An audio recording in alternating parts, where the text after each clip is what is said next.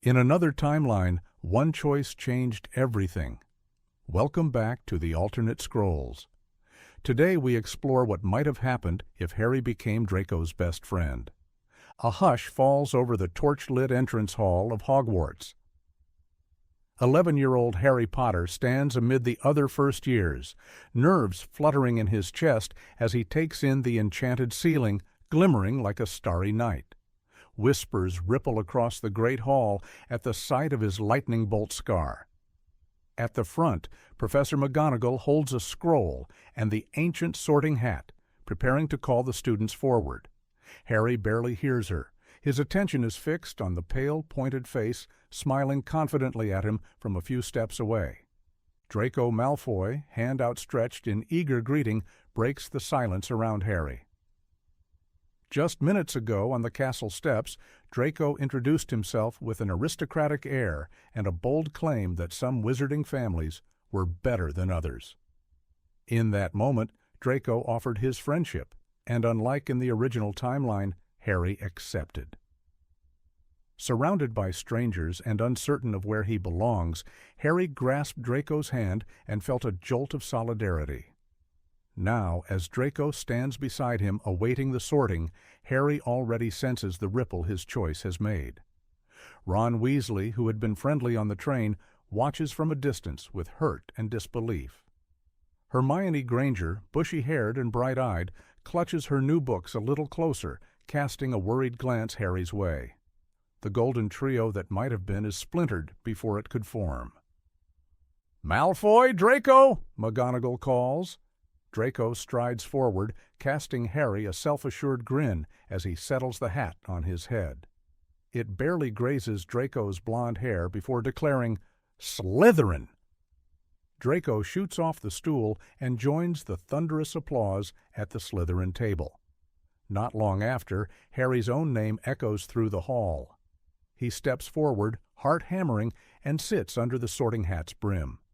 In the original history, Harry pleaded, "Not Slytherin," influenced by Hagrid's warnings and Draco's earlier cruelty. But in this timeline, Harry's mind is open. He has no reason to beg the hat away from Slytherin. His first friend at Hogwarts is waiting for him there. The hat hums thoughtfully at the taste of ambition and courage mingling in Harry's character. "Difficult. Very difficult," it whispers, so only Harry can hear. Harry's eyes wander to the Slytherin table, where Draco bounces on the bench, eager and expectant. The hat feels Harry's budding desire to prove himself, to find belonging. With a triumphant shout, it finally cries, "Slytherin!" Gasps and scattered applause meet the proclamation. At the Gryffindor table, Ron's freckled face falls in shock and disappointment. Hermione's mouth parts in dismay. Harry Potter, the boy who lived, in Slytherin. Meanwhile, Draco is positively beaming. He shuffles aside to make room as Harry approaches the table, emblazoned with silver and green. Older Slytherins clap politely, though a few exchange intrigued, calculating looks. Professor Snape's eyebrows lift ever so slightly in surprise at his house's new celebrity member. From the staff table, Dumbledore's eyes flicker with a mix of curiosity and concern behind his half-moon spectacles. Harry slides onto the bench next to Draco, the Slytherin insignia now part of his identity. A warm camaraderie sparks as Draco leans in to whisper, "I told you you'd do well here, Potter." Harry musters a small smile. He can't shake the uneasy awareness of Ron's and Hermione's stares from across the hall, but Draco's welcome offers comfort. The rest of the feast passes in a blur of clinking goblets and drifting ghosts. Draco chats eagerly, pointing out famous alumni on the Slytherin banners and boasting that his father wanted him to befriend Harry. Harry listens, absorbing this new world where he is no longer alone. As night deepens, the first years are led to the dungeons where the Slytherin common room awaits. Greenish lantern light dances on stone walls as a hidden door swings open. Harry steps into a luxurious room beneath the lake, shadowy and grand, with high-backed chairs and a crackling fireplace casting emerald reflections. The atmosphere is cooler here than the cozy warmth he glimpsed at the Gryffindor Tower entrance, but Draco seems right at home. He introduces Harry proudly to a few fellow Slytherins, Crabbe and Goyle, his thick-set lackeys in training, and Pansy Parkinson, who eyes Harry with curiosity and a flirty giggle. Harry manages polite greetings, though his scar prickles faintly as he adjusts to the unfamiliar chill of Slytherin's domain. Late that night, as Harry pulls the green hangings around his four-poster bed, he reflects on his first day. He has a friend now, a real friend his own age, something he never had in his lonely cupboard under the stairs. Draco's world of pure-blood prestige and confidence is intoxicating, but nagging questions linger in Harry's mind. He saw Draco sneer at Ron's worn-looking robes and noticed how Draco spoke of mudbloods, a term Harry hadn't heard before, but instinctively sensed was ugly. Draco had not used it in front of Harry yet, but whispers among older Slytherins suggest a disdain for Muggleborns like Hermione. Harry's stomach twists with uncertainty. Growing up unloved by his Muggle relatives, he harbors no affection for the Dursleys, yet he can't imagine judging someone for their blood. Still, as he drifts to sleep in the serpentine shadows of the dungeon, Harry clings to the one bright spot in his new life. He doesn't have to face Hogwarts alone. The weeks that follow forge Harry and Draco's bond in earnest. Draco guides Harry through the labyrinthine castle corridors, leading him to classes, and occasionally away from Filch on midnight adventures. They spend hours in the common room, Draco coaching Harry on wizarding etiquette and bragging about Quidditch tactics. When Harry's broomstick skills emerge spectacularly in flying lessons, catching Neville's runaway Remembrall with a swift, fearless dive, Draco whoops with genuine excitement rather than jealousy.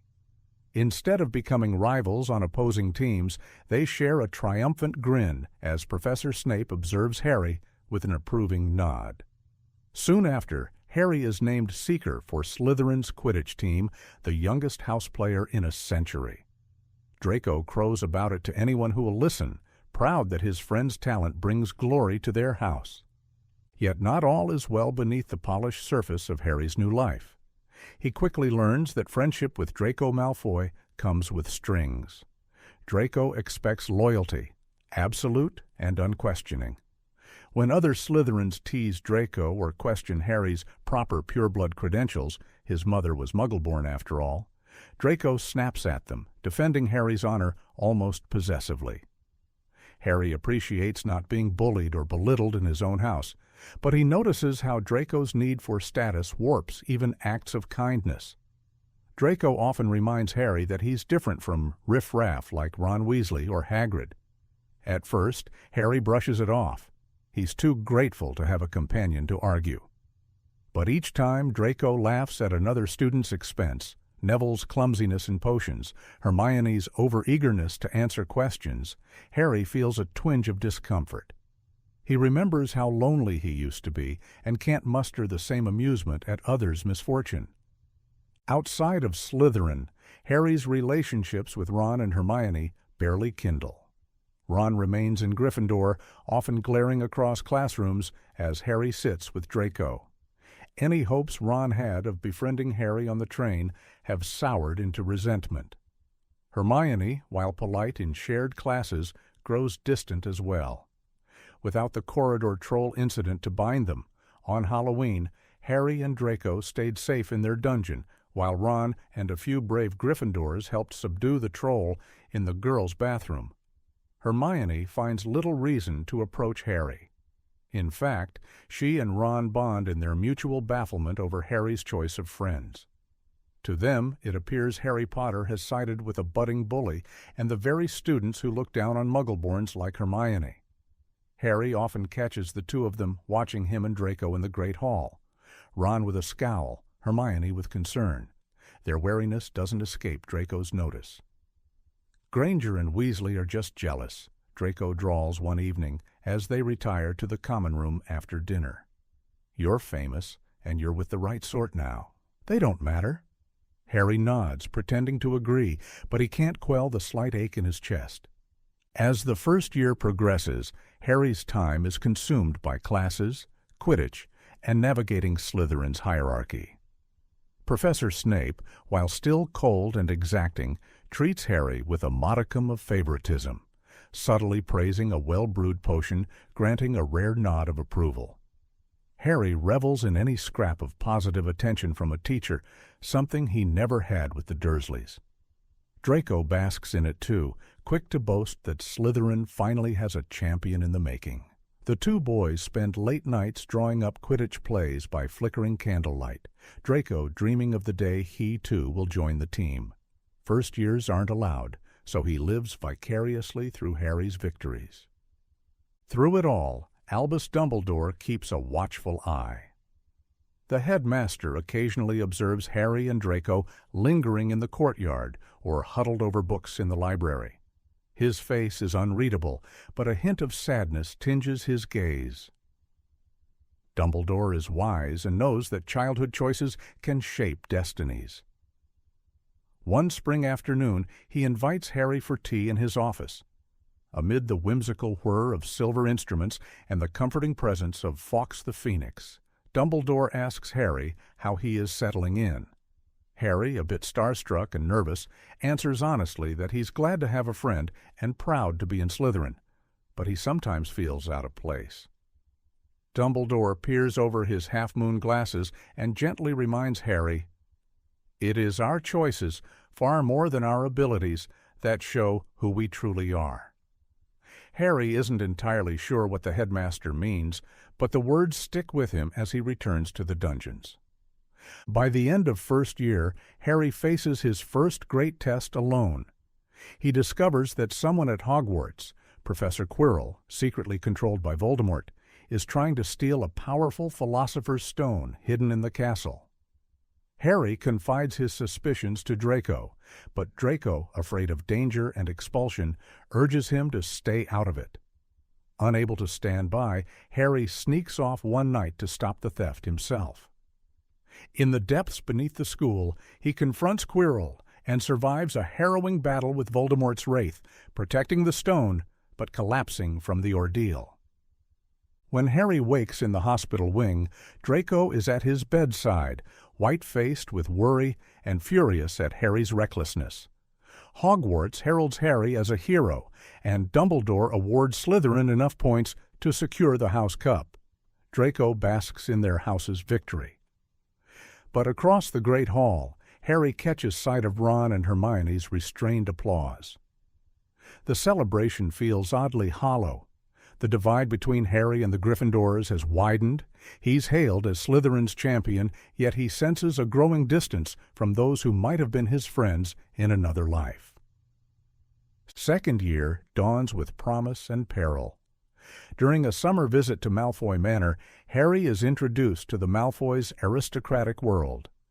Lucius Malfoy greets him with cold civility and pointed remarks about Lily Potter's Muggle-born heritage, leaving Harry uneasy. Later, at Diagon Alley, Harry witnesses Lucius slip a small black diary into Ginny Weasley's cauldron during a scuffle, a suspicious act Harry can't yet fathom. Back at Hogwarts, horror strikes. The Chamber of Secrets is opened, and a monster begins petrifying Muggle-born students. Draco seems energized by the chaos, crowing about the purification of Hogwarts. When Hermione is found petrified while investigating the mystery, Harry is appalled. Draco offhandedly calls her a mudblood who got what she deserved. Harry explodes in anger, and the two friends erupt into a shouting match that ends with Draco storming away. It's their first major rift, and Harry is left shaken by Draco's callousness. When Ginny Weasley is later dragged into the chamber's depths, Harry knows he must act. With Ron's aid, he ventures underground to rescue her. In a chamber of ancient stone, Harry slays the basilisk and destroys the enchanted diary controlling it, quelling Lord Voldemort's memory that Lucius had unleashed. Harry emerges victorious and is hailed yet again as a hero. Draco watches from the sidelines, torn between awe and sullen resentment. In private, Dumbledore commends Harry's courage and softly reiterates that our choices define us. The words resonate. Harry can no longer ignore how far his values diverge from Draco's. Third year brings new strain. Draco's petty cruelty surfaces when a hippogriff injures him in Hagrid's class. He milks a minor wound to have the innocent creature condemned. Harry is dismayed by Draco's vindictiveness. That year, Harry also learns that Sirius Black, whom everyone believed a murderous follower of Voldemort, is innocent and actually Harry's godfather. When Harry shares this with Draco, Draco scoffs, calling him naive for trusting a madman. The callous remark ignites Harry's temper. In anger, he snaps that Lucius Malfoy's influence is poisoning Draco's judgment. Draco, furious at the insult to his family, storms off. Each boy retreats further into his own convictions, and their friendship suffers another fissure. The Triwizard Tournament comes to Hogwarts, bringing international students and dangerous challenges. When Harry's name mysteriously emerges from the Goblet of Fire, Draco's reaction is a complicated mix of emotions. At first, he's thrilled. His best friend will compete in a legendary tournament, bringing even more fame to Slytherin. But as whispers of cheating spread, no one under 17 was supposed to enter, Draco's pride in Harry turns to bitterness. He overhears people saying Harry craves attention, that he somehow hoodwinked the goblet. Draco's old insecurities flare. He has always envied Harry's spotlight, even as he basks in its reflected glow. Instead of supporting Harry unequivocally, Draco withdraws a bit, nursing the suspicion that perhaps Harry did want eternal glory for himself. Harry, for his part, feels isolated. Ron and Hermione, who might have been his advocates, are distant acquaintances at best. Ron doesn't speak to Harry beyond curt words, and while Hermione shows a flicker of concern, warning him to be careful during the tournament, she remains firmly on Ron's side in doubting Harry's innocence. It is Draco whom Harry must rely on, yet Draco's support is lukewarm and riddled with jealousy. Before the first task, Draco even gifts Harry a book on past Triwizard strategies, a half-hearted peace offering after an earlier spat. He also boasts that his father has inside information on the dragons. True to form, Draco tries to one-up others by hinting that Harry already knows what the challenge will be. When the task arrives, a fire-breathing dragon in the arena, Harry manages a narrow victory, securing the golden egg as the crowd roars. Draco cheers loudly from the Slytherin stands, but afterward, when Harry limps away, singed and exhausted, Draco's praise carries a note of reprimand. "You could have been more elegant about it, Potter. Father said you should have used a stunning spell." Harry bristles, biting back that he did what he had to do to survive. By winter, simmering jealousy and misunderstandings erupt into a fierce argument. Draco ends up storming away, leaving their friendship hanging by a thread.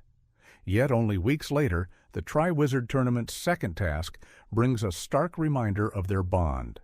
Harry must rescue the person he would miss most, and to his astonishment, that person is Draco.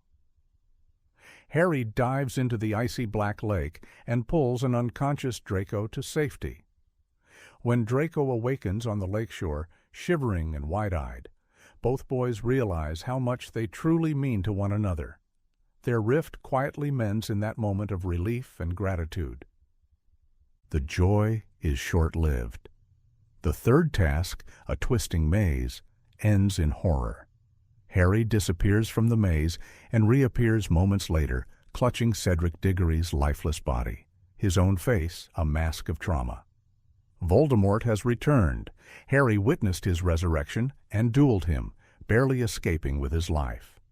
Draco is shaken by the news. He knows his father was among those called to the Dark Lord's side that night, and the realization fills him with fear. Though he doesn't say it aloud, Draco believes Harry's every word, and he dreads what Voldemort's return means for their world and for his family. The aftermath of Voldemort's return shakes the wizarding world. For Harry and Draco, it is a seismic shift. Harry, recovering from shock and grief in the hospital wing, feels a deep ache of loneliness. Draco even visits him there in the dead of night, slipping past Madame Pomfrey. In the moonlit ward, Draco's usual bravado is gone. He asks haltingly what happened, but Harry can barely speak of the graveyard, Cedric's murder, Voldemort rising from the cauldron. Draco's face is unreadable as he listens, but when Harry whispers Voldemort's name, Draco flinches. In his friend's eyes, Harry sees not doubt, but fear, and perhaps a flicker of resolve. Draco doesn't question Harry's word as so many others do. He knows it's true, and it terrifies him. If the Dark Lord is truly back, what will that mean for him, for his family, and for his friendship with Harry Potter, the Dark Lord's sworn enemy? Fifth year brings an even deeper rift. With Voldemort's return denied by the Ministry, Dolores Umbridge arrives as Hogwarts' new High Inquisitor and imposes a tyrannical regime. Draco delights in the authority it gives him as a member of her inquisitorial squad, while Harry chafes under her cruel detentions and lies. Determined to fight back, Harry secretly helps form Dumbledore's Army, a student group training in defense against the dark arts. Draco grows suspicious of Harry's clandestine activities, and when he discovers one of the DA meetings, he exposes it to Umbridge. Feeling betrayed, Harry confronts Draco. Their argument unleashes years of resentment. Draco shouts that Harry is endangering his father's plans, and Harry accuses Draco of blind loyalty to evil. In that moment, both boys know they truly stand on opposite sides of the coming war. Soon after, tragedy strikes at the Ministry of Magic. Harry's misguided attempt to save Sirius Black lures him, and Ron and Hermione, into a Death Eater trap. In the ensuing battle in the Department of Mysteries, Lucius Malfoy is captured, and Harry's beloved godfather Sirius is killed. Voldemort is revealed to the world at last, but the victory is bitter. Draco, reeling from his father's imprisonment and disgrace, is pulled out of school in shock.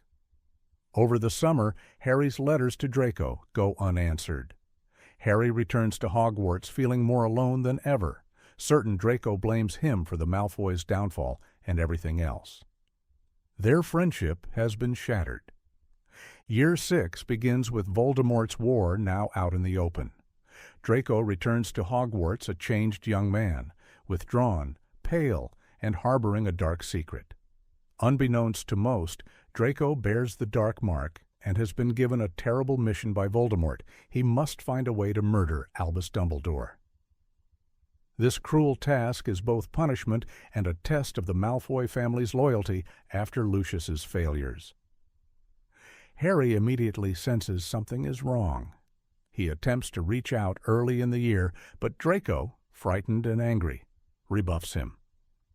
Throughout the year, Draco works feverishly on Voldemort's orders, while Harry grows increasingly suspicious. When a student is cursed by a bewitched necklace and later Ron is nearly killed by poisoned mead, Harry suspects Draco's involvement. Desperate to save his friend from a dark path, Harry confronts Draco in a deserted bathroom. The encounter turns disastrous.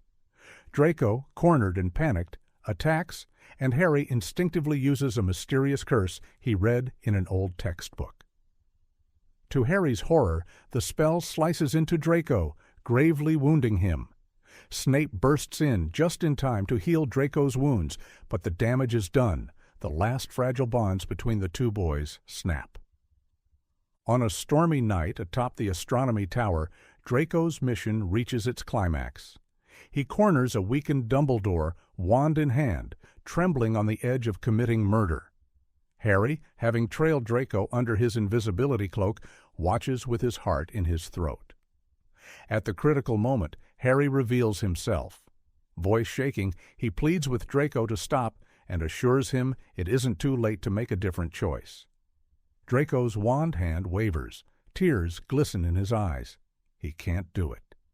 At that instant, Snape appears. With a flash of green light, Snape kills Dumbledore himself. In the chaos that follows, Draco is pulled away by Snape and the other Death Eaters. As they flee into the night, Draco casts one anguished, apologetic look back at Harry. Harry is left on the tower, knees buckling in grief, and he vows through tears that he will not lose Draco to darkness for good. 7th year dawns without a return to Hogwarts for Harry. He, Ron, and Hermione, at last united by shared purpose, if not by years of friendship, set out on a secret mission Dumbledore left them, to destroy Voldemort's Horcruxes. While the trio hunts down fragments of the Dark Lord's soul across Britain, Draco endures life at Voldemort's side. Malfoy Manor becomes a stronghold of evil. Draco witnesses atrocities that scar his conscience. Captives tortured at his family's dining table. Voldemort's rage unleashed on followers who fail him. Lucius and Narcissa cling to their son, desperate to keep him in line and alive, but Draco's heart isn't in serving Voldemort. Fear and regret gnaw at him. He often slips away to his room, staring at a moving photograph of him and Harry as first years, grinning on the Quidditch pitch after a Slytherin win. The corners of that photo are charred, as if touched by flame. In truth, Draco nearly burned it once in anger, but could not finish the deed. The boy in the picture feels like someone else, a happier, lighter Draco he can barely remember. As winter sets in, Harry and his friends are captured by Snatchers and brought to Malfoy Manor. In the grand foyer lit by cold moonlight, Draco is summoned to identify the prisoners. Harry, bruised and swollen beyond easy recognition, is shoved forward. Those green eyes, Draco would know them anywhere. Time slows as Draco steps closer, wand in hand, trembling. This moment could seal his fate. Hand Harry Potter over to Voldemort, or summon the courage to lie. Narcissa and Lucius watch keenly, breathless for Draco's answer. Draco's mouth opens, but no sound comes. In the tense silence, Harry meets Draco's eyes, an imploring, desperate look. Draco abruptly turns away. I'm not sure, he manages, voice tight. It could be him, but I can't tell. Lucius seethes at his son's hesitation, but Bellatrix waves him off, eager to question the prisoners herself. In the ensuing chaos, Harry and his friends escape, with Dobby's help at the cost of the loyal elf's life. Draco's refusal to positively identify Harry bought them precious time.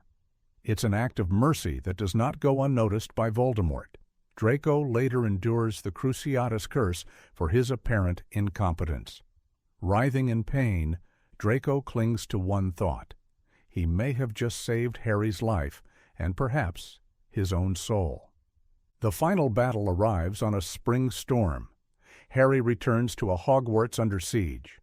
Voldemort's forces attack the castle, met by students, teachers, and magical creatures rallying to defend their home. Amid flashes of spellfire and the thunder of giants' footsteps, Harry finds himself in the familiar room of requirement, now transformed into a chaotic maze of junk as he searches for one last Horcrux, the lost diadem of Ravenclaw. To his shock, Draco Malfoy appears with Crabbe and Goyle, cornering Harry among the towering piles of discarded artifacts. Draco's face is taut with desperation. He croaks that he's here to capture Harry. Voldemort promised to spare Draco's family if he succeeds. But his wand hand shakes, and his words sound hollow.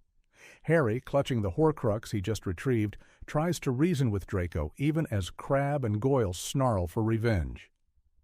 "Draco, you saved me at the manor. You're not like them," Harry says breathlessly. Draco's eyes flicker with uncertainty, but before he can answer, Crabbe, in panic and fury, casts a curse beyond his control. Fiendfire! A cursed fire roars to life, hungry and violent, filling the room with fiery serpents and chimeric beasts of flame. In an instant, the boys' rivalry no longer matters, only survival. Harry and Draco run, scrambling over cluttered desks and cabinets as the inferno devours everything in its path. Goyle trips and is swallowed by flames. Crabbe, too, is consumed by the blaze he unleashed. Draco nearly falls from a teetering pile of debris, coughing on thick smoke, when Harry, astride his trusty firebolt, dives down and grabs Draco's arm. Draco's eyes widen in disbelief as Harry hoists him onto the broom. Together, they streak out a high window, moments before the Room of Requirement explodes behind them in a blast that rocks the castle. On a rubble-strewn battlement outside, Harry sets Draco down. Both are singed and gasping for air. Draco stares at Harry as if seeing him truly for the first time. In the distance, battle cries echo, but in this moment the two young men share a solemn, understanding nod. Harry saved Draco's life once more, pulling him literally from the fire, and with it pulled Draco fully into the light. As dawn nears, Voldemort calls a sudden ceasefire. In the Forbidden Forest, he demands Harry Potter in exchange for sparing the survivors. True to his nature, Harry walks into the clearing to face Voldemort, sacrificing himself to destroy the Horcrux inside him. Draco doesn't witness Harry fall to the killing curse, but the effect ripples through everyone on the grounds. Hagrid's anguished wail carries Harry's apparently lifeless body out of the forest, and despair crushes the defenders. Voldemort exults, believing victory at hand. He calls out for those willing to join him now that Harry is dead. In the gathered crowd in the courtyard, Lucius and Narcissa Malfoy stand apart, frantically searching for Draco. Voldemort sneers, "Draco, my boy, come," beckoning with false warmth for Draco to join the Death Eaters. All eyes turn to Draco, who stands just a few paces from Harry's still form on the ground. Draco's heart pounds. He looks at his parents, Narcissa's face pleading, terrified for her son, Lucius's stern and expectant. Then Draco looks down at Harry, the friend who changed his life with a simple handshake and who, even after all the pain between them, twice saved him from death. Draco Malfoy draws a deep breath. In that moment, he makes his choice. "No," Draco says, voice clear and defiant in the dawn light. Instead of walking to Voldemort, he moves to Harry's body, subtly placing himself between the Dark Lord and his fallen friend. Gasps ripple through Death Eaters and defenders alike. Lucius hisses in warning, but Narcissa grips her husband's arm. Her eyes shine with a strange mix of fear and pride at their son's boldness. Voldemort's smile collapses into a snarl. "Draco," he says softly, dangerously. But before the Dark Lord can act, a shudder runs through Harry's body. In a shocking turn, Harry stands up. He was never truly dead, shielded by the enchantment of his self-sacrifice and by Narcissa's lie when she checked on him in the forest. She had sensed Harry's heartbeat and, desperate to reach Draco inside the castle, deceived Voldemort by proclaiming Harry dead. Pandemonium erupts. Harry lives. In the blink of an eye, the battle explodes back to life. Voldemort, enraged and desperate, hurls himself at Harry, and their final duel begins. They clash across the courtyard as spells fly and fighters on both sides either flee or fall. In those crucial moments, Draco does not cower or run. Drawing his wand, he throws himself between a Death Eater's curse and a wounded Ron Weasley, shielding the boy who was once his bitter rival. Hermione, shocked but grateful, pulls Ron to safety. Draco then turns and sees Neville Longbottom strike down Voldemort's final Horcrux, the great snake Nagini. Seeing his chance, Harry summons every ounce of courage and all the love Dumbledore taught him to cast a decisive Expelliarmus. Voldemort's own killing curse rebounds off Harry's spell, and with a howling wail, the Dark Lord's soul is ripped from life. His body falls to the ground like a withered husk. Silence falls, broken only by ragged breaths and cries of relief.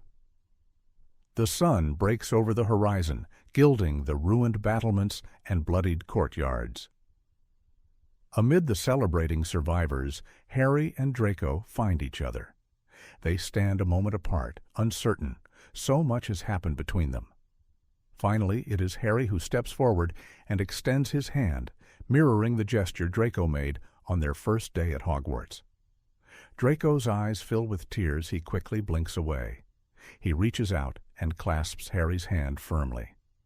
In that handshake, their bond is restored, not as innocent children, but as young men tempered by war, choosing forgiveness and brotherhood in a world newly freed from darkness.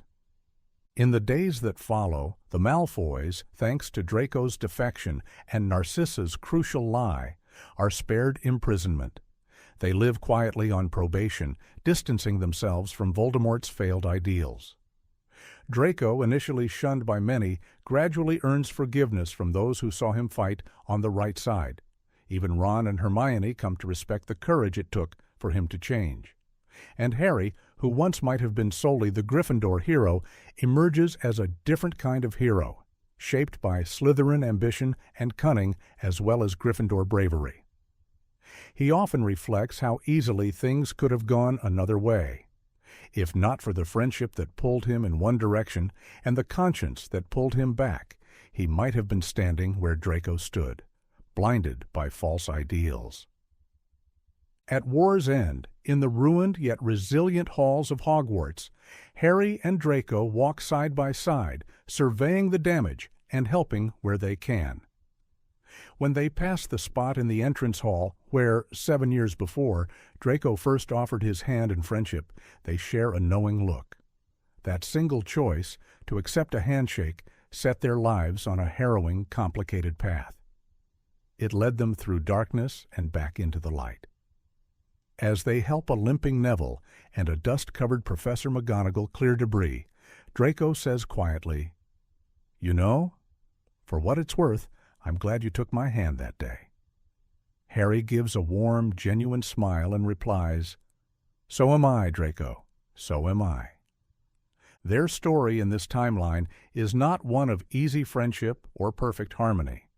It is a tale of two boys whose lives became entwined, each influencing the other in turn. Harry's steadfast heart softened Draco's, steering him away from becoming a killer. Draco's presence tested Harry's convictions, ultimately making him more compassionate and determined to fight for what was right. In the final battle, their friendship reshaped fate. The Malfoy heir stood with the Chosen One, Slytherin alongside Gryffindor, and together they helped bring about Voldemort's end. In the end, Harry and Draco's tale comes full circle. One small handshake made in childhood would reshape not only their own destinies, but the fate of the entire wizarding world.